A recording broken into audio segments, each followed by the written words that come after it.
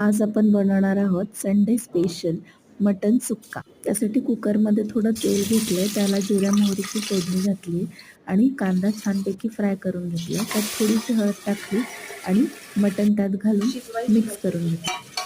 व्यवस्थित एकत्र झालं की त्यामध्ये गरम पाणी ॲड करूयात. थोडी कोथिंबीर घालून कुकर लावून व्यवस्थितपणे शिजवून घेऊया. आणि ग्रेव्हीसाठी आपण घेऊयात भाजलेला कांदा, टमॅटो, फुटाणे, लसूण, खोबरं आणि हे सगळं छान वाटून घेऊयात.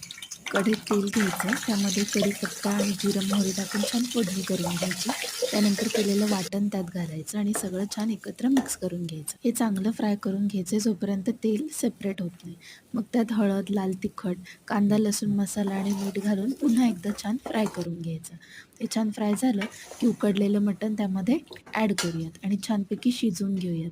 आणि व्यवस्थित एक 10-15 मिनटं शिजलं की आपलं सुक्का मटण